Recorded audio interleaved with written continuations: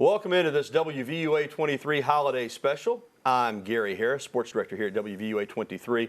Tonight we've got a great program on tap for you. Tom Roberts, longtime director of the Crimson Tide Sports Network, and so much more. In fact, people forget that he was in the news business as a sportscaster and also as the news director at Channel 13 in Birmingham for many years, a native of Fayette County, and played football at Fayette County. Grew up like many of us did, dreaming of playing for the Crimson Tide. Didn't get that opportunity, but accomplished about as much as anyone that didn't play football at Alabama could as far as being associated with the University of Alabama football program. Having said that, let me bring in Tom Roberts. Tom, good to have you. Well, great to be here. Merry Christmas. Merry Christmas, and glad to have you so that we can take off from the news.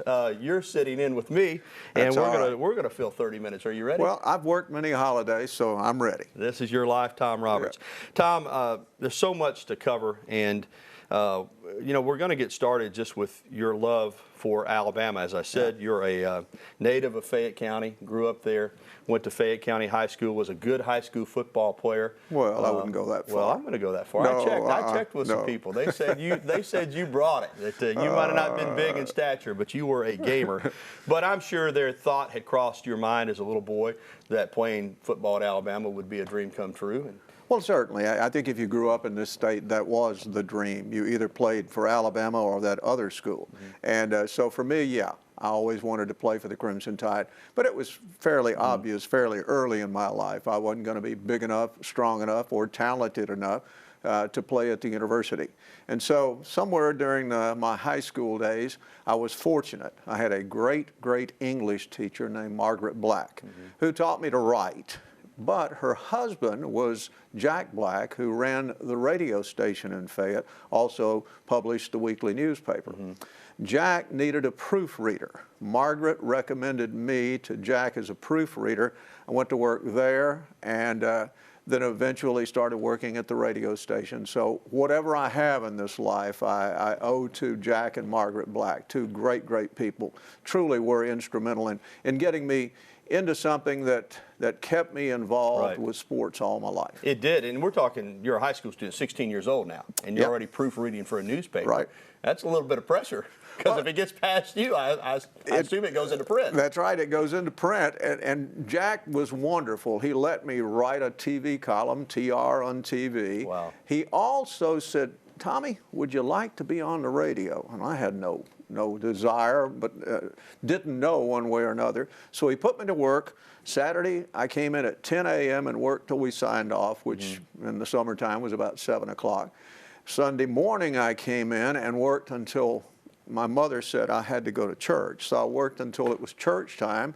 Jack came in, relieved me, and I came back after church and worked to sign off. And I thoroughly enjoyed it. And then when I graduated high school and came here to the university, Jack wanted me to come back on Friday nights and do the high school football games. We tape recorded them, and I had a blast. And I started out here at the university in civil engineering. I wanted to build highways. Well, I didn't know that. Yeah, but calculus kind of, you know, I took calculus at 8 o'clock in the morning, 5 days a week, and I got a D and decided I wanted to go to something else. And that's when I came over to the old Union Building and started in radio and television, broadcast, film, communications, and the rest is history from there. I giggle because I think about the old Joe Namath line when he was asked, when he was playing with the Jets, if he majored in basket weaving at Alabama. He said, no, man, I majored in journalism. That was easier. Well, I won't totally agree with Joe, but I know what he's talking about. Yeah. Calculus was a booger. Yeah. It really was. And I was a pretty good student in high school, but when I got here, calculus was just, it was something else. It kind of made the decision for you. It did. It's exactly right. Well, it worked out well. So you get to the university, and you're already an experienced newspaper and radio guy. Right. So it was only natural that once you got into communications and journalism that you started trying to find a way to get involved with the athletic program here at UA. Well, that's exactly right. And I started to work for the Crimson White, was sports editor there. I worked at public television as a director, ultimately, of some TV shows, and then worked in radio here in Tuscaloosa. A guy named Russ Chappell. I was working at WNPT over in Northport. Russ called and said, would you like to help me do the Tuscaloosa County High games? And I said, sure. So I worked with Russ for 2 or 3 years on the County High games, and then went to work at WTBC for Burt Bank. And Bert had the rights to do Tuscaloosa Black Bears football. Which was a big deal. So then. I went from County High one year color announcer to the play-by-play man for the Black Bears the next year. Kind of like going from Alabama to That's Auburn a right. little bit. And I had a ball with Yeah. it. And during the time I was working with Bert, Coach Bryant did not do a radio show prior to the football games, but we recorded one every week with Jimmy Sharp, who was a great assistant coach, great lineman here.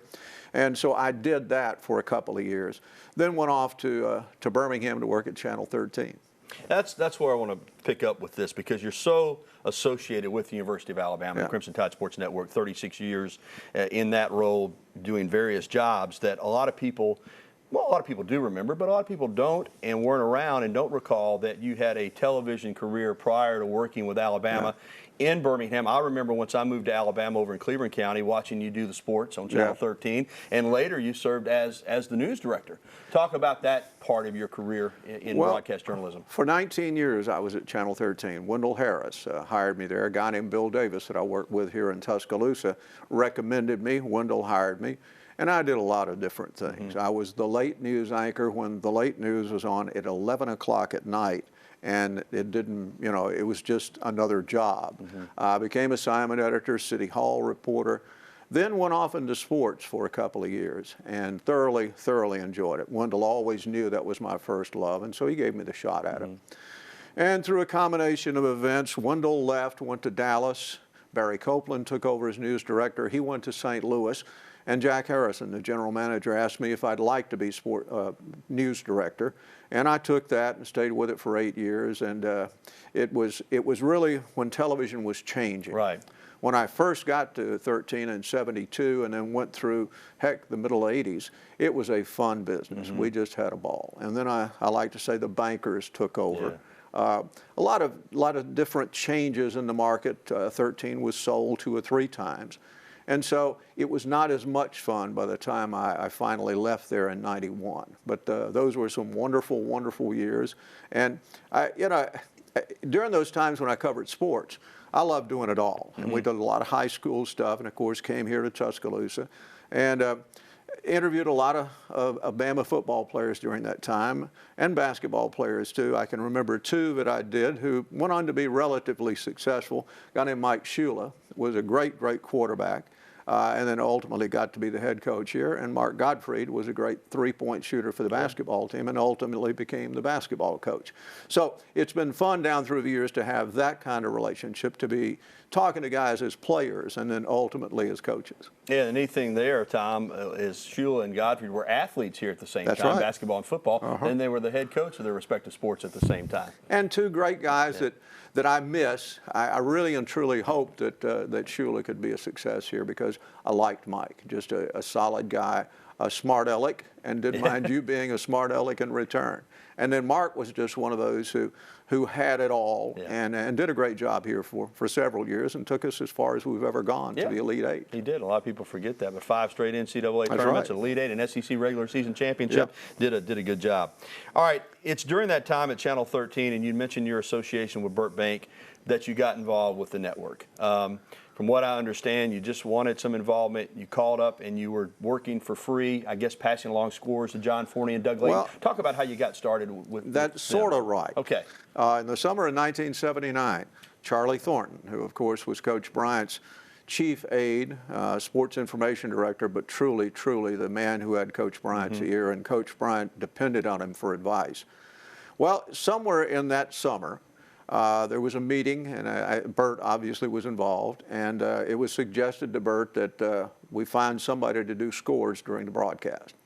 Well, Charlie called me on the telephone, and he said, "Tommy, we'd like you to be a part of a network." And I tell people, after I got up off the floor, I said, "Yes, sir." I never asked if I'd get paid or if they'd pay my expenses or anything. Didn't matter to you. It didn't matter. It really didn't matter, because it was not what I wanted. What I wanted was John Forney's job, but I knew I wasn't going to get that. So it was a way for me to do what I did want to do. And so I started to work that fall, not on the air, just sitting in the booth with the guys. and had a ball with them, by the way. And I'd call around, get the scores, hand them to John or Doug, and they'd read them on the air. And so that's the way I got started. And went from that to, oh my goodness, I finally went on the air, started doing scores, was a stats guy for a long time, went to the sidelines too. So a lot of different roles, but all of them involved with the University of Alabama. 1979 is when it all started for Tom Roberts. A new career was born with the Alabama Radio Network. When we come back, of course, he had dual roles at Channel 13 as well. Yeah. We're going to talk about the career that was born in 1979 and all of the great adventures that it led to, all of the different roles, how all that changed while he was part of the network. And the network changed, went through different groups that headed it up, and now is the Crimson Tide Sports Network. Our one-on-one conversation with Tom Roberts, 36 years with the network before retiring earlier in 2015, will continue right after this.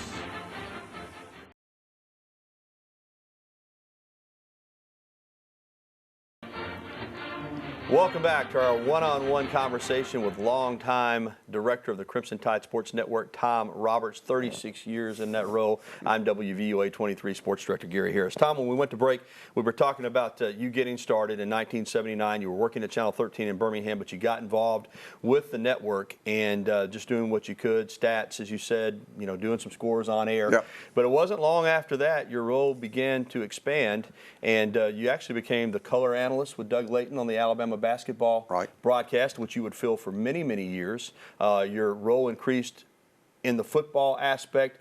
As that started to increase, and I know you're still working at Channel 13 at this time, but when did you say this might wind up being a full-time career for me and I might leave the news business at some point? Well, I hoped it would. Then that truly was about all at first, because I never dreamed that it would grow to be as much as it was. I had some good bosses at Channel 13 that allowed me to do that. Mm-hmm. They allowed me to go on the road with basketball and to travel with the football team. And I had a family who paid the price for it, because I was not there on the weekends and such. My sons Elliot and Brian, though, became great Crimson Tide fans, and they're still very much a part of it. So it had an influence, but certainly at the beginning of that time in 1979, I never dreamed that it would wind up being a full-time job. Hoped it would, no doubt about that. Once you got on the basketball broadcast, I mean, this was kind of a golden era of Alabama basketball. Through the 70s with CM Newton, Alabama had established itself not just as an SEC power, but a national force, really next to Kentucky was probably the second most powerful program in the SEC. Right. And then the 80s with Wimp Sanderson, Sweet 16s were the norm, NCAA tournaments. Never got to that Final Four, but you knew every year that the team had a chance. What was that experience like? Well, I was fortunate in that I was living in Tuscaloosa when Wendell Hudson came to the university and became the first African-American athlete here. And I can still see Hudson out on the court, one of those classic guys that just seemed to glide here and there. And he knew he was the most competitive guy out there, the best athlete on the court, no matter who we were playing.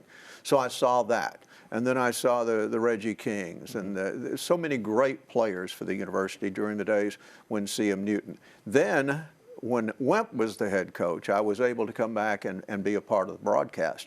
And we had a ball, an absolute ball. Wimp, he's still a great friend. A great coach, a character. I can remember him doing a coach's show one evening after the game, after a tough loss, which for Wimp, all of them were tough losses. He literally laid his head down on the desk between Paul Kennedy and me, and Paul had to put the microphone under the desk to get Wimp's gibberish, just muttering, because he was just still the most intense coach I've ever known when it comes to winning and losing. He just absolutely despised losing. But he did a great job. And as you say, the team was a perennial Sweet 16 team at least. And that's when I just had a ball. There were so many great guys that came through, and of course Gottfried was one of them. Mark played on an incredible team with Jim Farmer, with so many great players, but never could make it past that Sweet 16. In fact, I cannot stand Rick Pitino to this day, because in the incredible season that Farmer and Gottfried and that gang had, Derek McKee was on that team also. Patino with Billy Donovan running the show at Providence beat us up in Louisville and ended this, what everybody thought could have been the Final Four season that we've never had here at the university. That was the 86-87 Yep. season, and Alabama was a number 2 seed. Oh, and incredible. would have run up against Georgetown, but Providence actually beat Alabama and wound up beating Georgetown and going to the Final Four that year. It was obviously a Cinderella story for Providence and for Rick. Rick had gone through a tough time that season. I think he and his wife had lost a child. But it's still, I still don't like the man to this day. And of course, he went on to Kentucky, which in my book in basketball, Kentucky is the evil empire. Yeah. I always wanted to beat Kentucky, still do, more than anybody else we play in basketball. Yeah, the way other fans view Alabama in football That's is the way right. Alabama That's fans exactly view Kentucky right. in basketball. Yeah, you know, look at it now, and Alabama struggles to put players in the NBA, but you were on the broadcast during a period with, you know, Eddie Phillips, Enos Watley, Bobby Lee Hurt, Bug Johnson, Derek McKee, Antonio McDyess, Jason Caffey, James Robinson, Latrell Sprewell. It went on and on. At one time, I think Alabama was in the top 3 of having former players in the NBA. It was a golden era. Gerald Wallace, Mo Williams, and still my all-time favorite team here at the university, regardless of sport. The team that Antoine Petway, Chuck Davis, those guys that took Bama to the Elite Eight under Mark Gottfried. Petway is still my favorite. Rod Grizzard was one of my favorites. But there were so many great players this school has had down through the years. And I think that's what's happening now with Avery Johnson. We're going to get back to that. The recruiting that he's done already is just amazing. And the team off to a great start despite losing Ingram and despite the fact that who is the other kid that's hurt right now or sick. He's Shannon off Hale. Yeah, Shannon Hale. Off to a great start. And that's fun. That's fun. I always tell people that football, yes, at the University of Alabama is the #1 sport, but my favorite sport down through the years, and it started in Fayette, has been basketball. We had great basketball teams back in those days. A guy named Darrell Estes came on to play at the university. A guy named Joe Newton, unfortunately, went to the other place. But those were guys I saw when I was growing up and just continued the love of basketball when I came here. All right, we're going to take a time out. When we come back, though, as Tom got more entrenched in his role with the University of Alabama, there did come a time that he gave up his job in Birmingham with Channel 13, became full-time with the network, and later would become the director of sports broadcasting at the University of Alabama. We covered basketball. We're going to talk football. We're going to talk relationships when we come back because certainly some of the great gentlemen that he worked with are still alive, and some of them have passed on. Relationships being involved with the University of Alabama with Tom Roberts when we return to this special one-on-one holiday conversation.